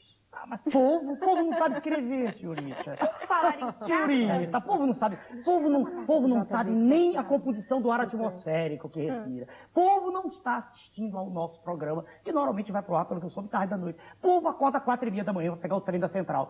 Povo, a massa, ignara, informe. Esse conjunto, essas pessoas todas não têm acesso a nada. Só tem um direito no país: votar. Mais nada. Votam naqueles que lhes são apresentados. A senhora pergunta, isso é triste? É. Mas essa é a realidade social brasileira. Isso a gente falaria em uma hora, né? Só sabe que nós temos hoje 2/3 da população ganhando entre 0 e 2 salários mínimos. Como isso muda toda hora o salário mínimo, quer dizer, para mais, não vamos entrar em ideia. Quanto é? Mas a senhora sabe que isso não dá para viver, né? Vive miseravelmente. Então dizer que tem menos oportunidades é absurdo. Eles vão para a escola pública e não funciona mais. No meu tempo eu me sentava do lado do filho do prefeito da escola pública, que é o que eu quero fazer funcionar se chegar lá.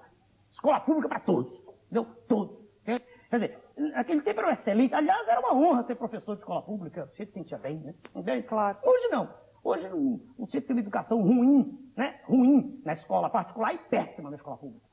Então, dizer que tem minha oportunidade é uma brincadeira. Não tem para estudar. Quem vai para as universidades públicas, quem vai para a universidade são os filhos de quem pode pagar as duas escolas. Agora, por exemplo, os filhos do pobre não há como possibilidade. você falou na escola pública, o emendão, que quer realmente acabar com a universidade gratuita. O que É o que ela disse agora, a privatização. Já opinei sobre isso.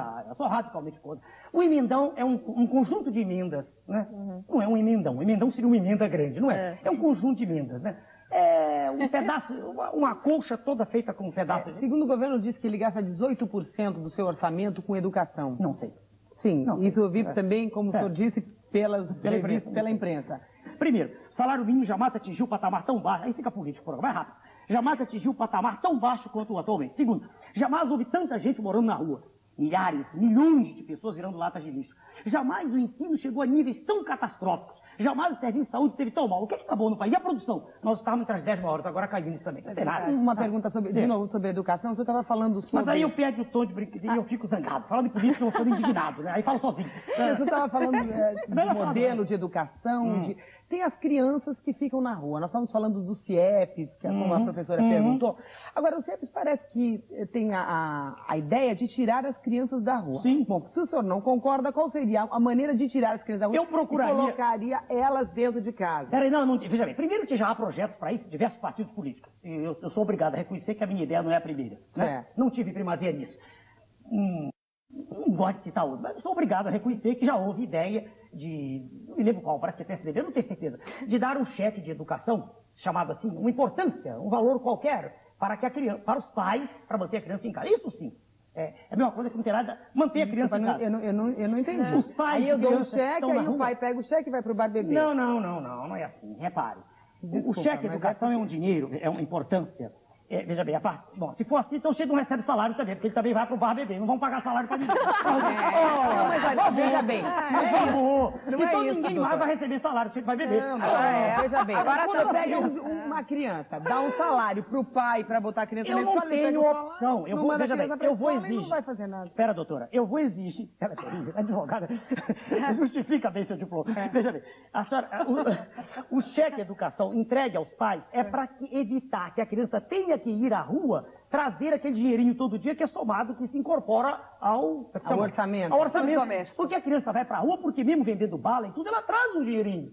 Entende? Os pais a obrigam aí. Mas aí teria que ser criado ainda um outro mecanismo de controle para saber se esse dinheiro vai receber se a criança estiver mesmo indo à escola, claro. Mas não repita a tese que a senhora percebe que ela não faz sentido. Senão ninguém receberia salário, né? Voltando. Vai receber o salário. Ela quis dizer que esse mecanismo é meio mambembe. E eu acabei de dizer que a ideia não é minha. Peraí, eu já disse que a ideia não é minha, já reconheci de público. Mas é uma ideia melhor do que CIEPs, sem dúvida. Primeiro. Outra coisa que é importante. Mas CIEPs também seria bom se funcionasse, vai todo mundo pra lá, a criança trabalhando o dia inteiro, a mãe vai trabalhar o dia inteiro.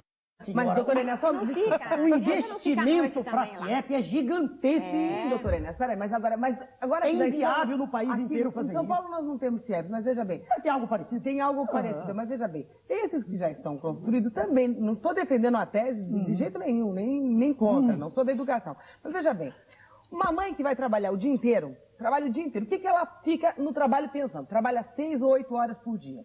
Meu Deus, aonde estão meus filhos? Filho não é só até 6 anos de idade. A gente tem filho, o filho cresce. Cresce, certo. Mas os 6 anos de idade fica na rua, a mãe fica trabalhando, o pai está também... A senhora está defendendo a criação de creches, sem dúvida. Agora, veja, creche é uma coisa que vai até 6 anos de idade, doutora Enéas.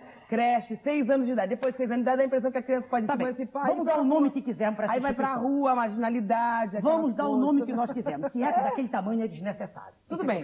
É um investimento vultoso e absolutamente Mas também tem que ser criada uma maneira das crianças ficarem em algum lugar. Se a escola... A senhora quer saber quem eu consultaria para resolver o problema do menor de rua? O juiz de menores, autoridade básica em cada estado. Ninguém se lembra disso. O juiz de menores... Mas não, pelo amor de Deus, negócio de... Juiz de menores, a autoridade legítima. A pessoa que estudou o assunto que eu não é verdade. Eu há poucos dias fiz uma palestra aqui no Rio, numa faculdade de reabilitação, a convite de Sua Excelência dos Menores do Rio de Janeiro.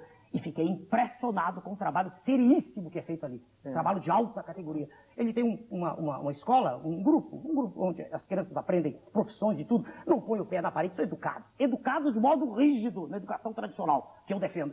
Diga. Bom, é que o programa está chegando no fim. Claro, não vai dar para perguntar o que eu quero saber. Eu quero falar sobre violência, porque a coisa está feia. Está chegando num ponto insustentável, não há oxigênio para se viver, o pânico está implantado. Como é que se resolve, Enéas? O que se faz? Muito bem. Primeiro, eu não sou autoridade do assunto. Então, por não ser, e prevendo que a pergunta viria toda, eu incorporei a tese de um professor ilustre que me procurou há poucos dias. Eu não conversei nada com a senhora antes, pela programada. Quando a senhora fez a pergunta, eu imaginei alguém vai falar nisso. É um professor por quem eu passei a ter um enorme respeito. O professor João Faria Júnior. Posso mostrar? Claro, por favor. Conheci há poucos dias, né? Manual de Criminologia. É professor do Paraná.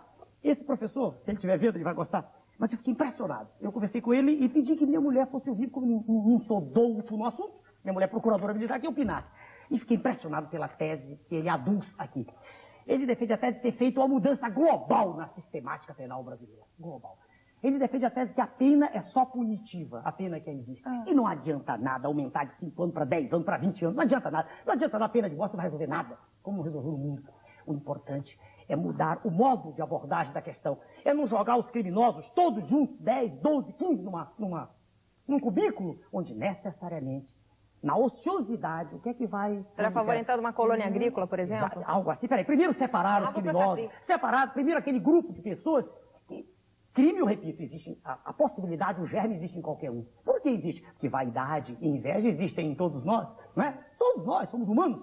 Então, há indivíduos que cometem crimes de modo, assim, por uma contingência. Não são os piores. E diz o professor, eu estou citando a fonte, né? Conspícua, ele é doutor no assunto. Ele diz que, tem 30% esse grupo. Esse grupo todo é absolutamente recuperável. Não pode ser misturado com o outro. Não pode ser posto tudo junto, como é feito hoje. Eles estão amontoados. Perdoe, mas como bichos, né, em cubículos. Isso não faz florescer nada que preste. Primeiro, entende? Mudar essa sistemática toda. Fazer com que a justiça deixe de soluções, né? Que esses processos demorados em que se resolve. Há um inquérito na delegacia. Depois, quando começa o processo, repete tudo de novo. Quer dizer, demora tudo. Quer dizer, isso se fez de modo mais rápido. É preciso, mais uma vez, uma mudança radical na sistema. Só assim a gente vai. Aí nós veremos a gênese, as raízes do problema, que nós estamos atuando nos efeitos agora. Entende? Prendendo. Pega as crianças de rua aqui. O que é que aprende uma criança na rua? Dormindo lá no Marquise. Vira marginal. E o que é que alguns querem? Matem-se essas crianças, né? Que beleza. Criamos marginais e os matamos. Acabar com o problema de uma maneira... Não acaba, que a fábrica, a geração está aí criando marginais. Entendeu? Quer dizer, a violência é fruto de tudo isso. É fruto da insegurança. É fruto da falta de valorização da vida. Entende? É todo um contexto, senhora, que precisa ser mudado. O ser humano está valendo muito nada. pouco, A vida humana não vale nada. Entende? Valores cívicos, não se respeita a bandeira, não se respeita a hino, não se respeita coisa nenhuma. Né? Georgiana, está chegando no final, infelizmente. Eu vou pedir para cada uma das suas debatedoras... Quer fazer? Só esse segundinho para dizer. Por favor. Opina, só isso aqui. Opinará sempre se eu for presidente, quem sabe. Quem é preparado e tem visão social. E pode ser um sujeito preparado e quer matar todo mundo, pelo amor de Deus. Aí não. Bom, será que... Não, é a última agora, não? Seria. Está acabando o nosso tempo. Doutor Enéas. Então vai começar por Georgiana, a última pergunta. Isso. O senhor se considera, quer dizer, o povo... Como é que o senhor se vê na visão do povo? Uma saída para o conformismo que assola o país ou uma bandeira, uma grande bandeira, ainda não achada para a utopia? Pergunta é só... Bom, como eu me vejo, né? Nada garante que o que eu estou vendo... Claro, sim. É a visão de Protágoras, né? Não é do Pitágoras, do matemático, é do Protágoras. O homem é medida de todas as coisas, né? Veja a senhorita Georgiana. Se eu não acreditasse no que eu digo, eu não tinha começado. Eu passei por um processo em que eu fui vítima de histrionia, né? Quase todos os órgãos de comunicação tentaram ridicularizar-me, né? Era apenas a pilhéria, né? Era a brincadeira. Como a grande maioria é mal dotada, não conseguiu ouvir o que eu dizia. 3, 4 palavras por segundo não dava. Para a maioria dos cérebros com hipóxia, eu não entendi o que eu dizia. Então ele só ouvia dizer, meu nome é Enéas. Mas eu não dizia só isso. Não sei se a senhorita lembra, tivemos naquela época. Então veja bem, eu acredito desde que comecei que é possível mudar tudo. Fazendo um chamado à população, chamado ao cidadão, ao que existe de bom. Porque todo mundo tem algo de bom dentro de si, mesmo eles, os senhores políticos. Eu nunca disse que fulano não presta, nunca disse isso. É que ele está dentro de um modelo. Como eu disse nesse último programa, se tu entra no processo, ele é batizado nas regras de um convívio imundo. Tratado ao caos. Ao caos. Ele mergulha, eu disse assim, na expurcícia, na imundícia. Chafurda no pântano da ignomínia. E é preciso muita força para emergir disso. Então, para responder a sua pergunta, eu acredito que é possível realmente mudar. Agora, para completar, se chego ou não lá, não sei, querida. Não sei. É impossível dizer, né? Não sei. Mas que eu acredito, eu acredito. Para mim não é uma bandeira utópica, não. Porque eu não estou querendo matar ninguém. Hitler queria matar os judeus, os negros, quem leu Mein Kampf sabe. E acreditavam nele, só pela força. Eu tenho força quando falo, mas eu não quero matar ninguém. Né? Sou contra a pena de morte, entende? Então eu acredito. Para mim não é utopia, eu acredito, senhorita Georgiana. Letícia Dornelli. Bom, em primeiro lugar, eu quero agradecer a gentileza do convite da TV Educativa, da Ana, do Dr. Enéas. Foi um prazer enorme estar aqui com vocês todos, uma conversa tão inteligente. Agora, a última pergunta da noite, eu queria fazer o seguinte. Dr. Enéas, o Chico Anísio fez um personagem inspirado no senhor, o Dr. Hilário, que termina sempre dizendo, meu nome é Hilário. E o Brasil inteiro conheceu o senhor na época da campanha e ficou marcada essa coisa do meu nome é Enéas. Como o senhor vê, como o senhor acha que é a sua imagem para o povo, tá? De que maneira o povo vê o Enéas? Uma figura folclórica ou realmente um político sério? E, desencadeando essa pergunta, o seguinte, o senhor acha realmente que um dia vai chegar a presidente da República? Primeiro, em relação ao senhor Chico Anísio. Não sei se está assistindo ao nosso programa. Nossa, a senhora perdoe porque eu estou junto com a senhora aqui. Claro. Primeiro, o que eu tenho que dizer é um agradecimento ao Sr. Chico Anísio. Ele é um homem culto, preparado, fala corretamente, coisa rara e que me agrada. E estive com ele no avião, a ponte aérea aqui, por onde viaja sempre, Rio São Paulo. E conversamos sobre esse tema. Ele me disse, falou-me do personagem. Eu disse a ele que gostava muito, vi uma vez só. Como eu disse agora antes, eu não vejo televisão, não tenho tempo para ver. E gostei e não vi ali nenhuma chincalha, nada disso. Ele pinçou características minhas, né? Inclusive no ato de se movimentar, ele é muito inteligente, ninguém pode negar, né? E não vejo nada, não tem nada contra. Ele pega um sujeito, né? Você viu o programa de psiquiatra? E um dia desse eu vi uma cena só, em que ele vira para o sujeito e diz assim, você não sabe falar, fala errado, eu gosto muito de português, você é capaz até de escrever boçal com 2 S, coisa assim. E não vejo nada demais. Primeiro, a primeira página. Segunda, como é que eu acho, eu detesto rebaixar, né? Mas vamos lá. Achei isso terrível. Não gosto, mas vamos lá. Como é que eu vejo, quer dizer, minha opinião, nada garante que é verdadeiro. Como o povo vê. Se é sério ou não é. Faça a imagem. Se não fosse sério, eu não teria um partido político com registro definitivo. O Partido Verde, que tem o apoio da imprensa, não conseguiu registro definitivo. Com cantoras e cantores e atrizes, eu sem nenhum cantor, sem nenhuma atriz, sem nenhum político, conseguiu o registro definitivo. Então é sério. Eu vejo. Agora, se muita gente ri, o que é que eu tenho contra sorrir? Não seria pior se chorassem? Entendeu? Se Deus me deu o dom de fazer rir, que culpa tenho eu de... Uma coisa é fazer rir, e outra é falar sério na hora que é preciso. Ela perguntou para contar uma piada, né? Ela falou, agora aqui intervalo. Há pouco, sempre que eu estou falando de estatística, eu digo na plateia, o senhor tem cuidado com estatística quando o governo mostra. O governo diz, tudo bem, cuidado com estatística. A imagem não é minha, mas é uma pilhéria. Diga. Diz assim, quer ver? Diz assim, olha, nós temos aqui a expectativa média de vida do brasileiro é 63 anos. Todo mundo fica feliz, né? Todo mundo se esquece de olhar para o Nordeste, onde a expectativa de vida é 50 anos. Com 35 está velha, né? A pessoa está velha. Digo, estatística é uma ciência muito perigosa. Por quê? Se eu como um frango e a senhorita não comeu nenhum, nós comemos meio frango cada um. É um perigo, né? Entendeu? E ele acabou não respondendo se o senhor acredita realmente que vai chegar à presidência da República. Se eu não acreditasse, não teria empreendido essa jornada. Entendeu? Doutora Yara Vilhena. Claro. Respondi com clareza? Respondeu, Podia ser a minha... A sua pergunta? Cada hora. Isso. É porque a gente faz com essas câmeras. Porque era uma sequência interessante. Tá bom. É o único plano cruzado que dá certo. Por favor, Já que acredita, eu acredito. faço uma pergunta, se o senhor pode fazê-lo com rapidez. Porque, doutor Enéas, eu, apesar de ter visto tanta injustiça nesses meus longos anos de existência por esse delicioso planeta, e tanta ignomínia, eu também a vi, eu não perdi a capacidade de sonhar. Também não perdi a capacidade de amar o meu país, a gente do meu país, as gentes de todos os outros países. Eu gostaria de saber se o senhor poderia, como presidente, apressar o processo de trazer, por exemplo, da Itália, do progresso de hoje da Itália, através do italiano que é brasileiro nosso hoje, o progresso de lá para cá. O senhor poderia trazer do japonês brasileiro o que é do Japão hoje. O senhor pode apressar esse processo, doutor? Eu tenho pressa, eu sonho com isso. Sem dúvida. Eu não tenho muito tempo. Isso ninguém faz. Gostaria de ver esse sonho realizado. Sem dúvida. Todo o progresso do povo que nos forma aqui, no meu país. Deixa eu responder rapidamente para a senhora. Eu não tenho nenhuma forma de preconceito. Se eu ouso adquirir, quer dizer, adquirir preconceitos pela educação que tive, eu, ao longo da vida, já meio século, deixo os dois de lado. 52, deixo os dois. Horrível isso. Ao longo da vida, eu fui aprendendo com esforço a ir me despindo dos preconceitos. Eu não tenho preconceito contra nenhuma raça, nenhum povo. E eu estou estudando isso com a vontade. Eu parei de estudar medicina, que eu estudava muito, estudar ciências exatas, parei. Eu estou estudando esse assunto. Professora, isso eu lhe prometo, para quem tiver ouvido. Eu vou tentar aproveitar tudo que há de bom em todo e qualquer lugar do mundo, sem nenhuma forma de discriminação para o nosso país. Maravilha. Doutora Yara Vilhena, por favor. Primeiro, agradecer pelo convite, por ter vindo aqui, uma entrevista com o doutor Enéas, super inteligente, simpático, com pessoas simpáticas. Estou muito agradecida. E fazer uma pergunta, a última, para o doutor Enéas. Doutor Enéas, o seu... Tá bem bomba. Com todas essas perguntas que nós fizemos aqui no programa, todas essas mudanças me pareceram mudanças absolutamente radicais. Sem dúvida. Absoluta.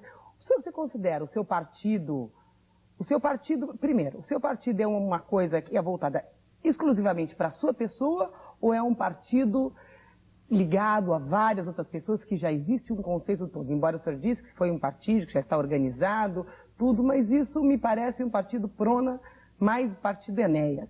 Segunda pergunta, se esse Prona, o Prona, é um partido radical de pessoas violentas como o senhor, ou o senhor não se considera assim? E, desculpa, terceirista, que tudo está englobado numa coisa só. O senhor se considera o líder que o Brasil está precisando? Tudo bem. Nossa, você é terrível, né? Advogado. Justifica bem. Justifica o título. Muito bem. Doutor Yara, primeiro, desculpe, me perdi. Como é que sou eu o centro? Olha, o senhor é o centro do seu partido, o partido é só o senhor ir embora, existe mais pessoas. Deixa eu responder. Veja bem, se a senhora me perguntar se é como a maioria, não, é diferente do que está aí. Por quê? O que está aí é uma casa de cômodos. Deixa eu deixar bem claro. A legislação eleitoral foi feita assim, é bom que a maioria não sabe, a maioria não conhece isso. Foi feita assim. Se um núcleo municipal, veja senhora, uma célula de um partido qualquer, tem qualquer coisa, porque todo partido tem PP na frente, né? Só, veja bem, é sopa de letras. Se um núcleo, por exemplo, de uma cidade, Tarauacá, lá em cima no Acre, quiser agir de modo diferente da comitiva não, da Comissão Executiva Nacional, de um partido qualquer, ele faz o que quiser. Desculpe, da Comissão Executiva, eu troquei. Então, o indivíduo lá em Tarauacá, de um partido qualquer, ele diz assim, eu quero fazer coligação com outro, e faz. E não existe na legislação eleitoral nada que impeça isso, que eu digo que é uma casa de cômodos. Nesse sentido, o nosso é radicalmente diferente. Por quê?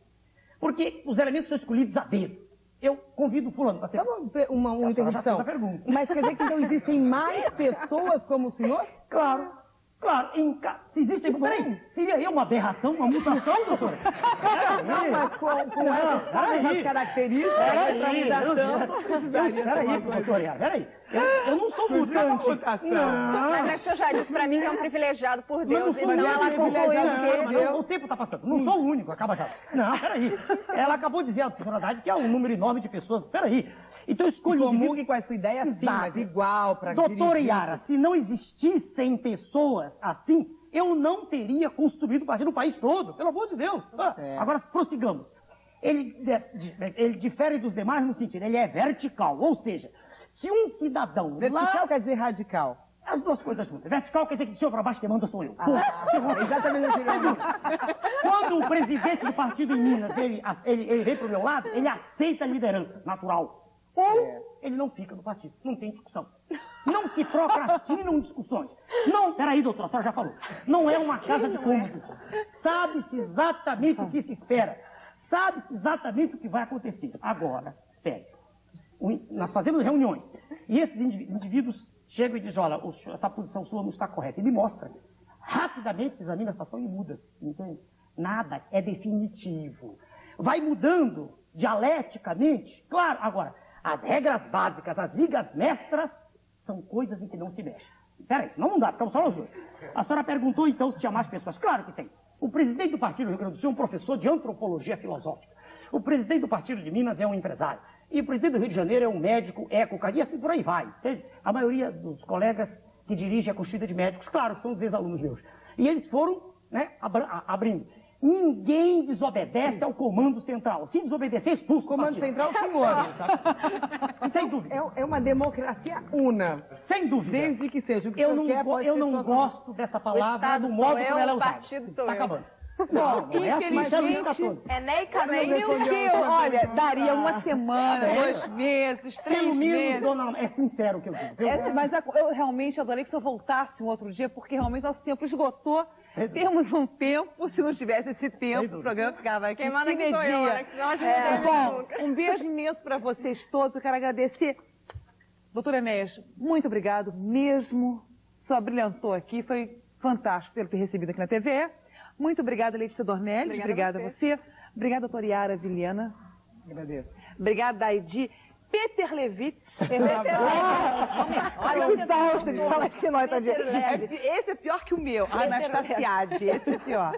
Esse me barra. E Georgiana Guinle, obrigada. Obrigadão. Trenés, obrigada. TV está à sua disposição. Um beijo para você. Até quinta-feira. Tchau.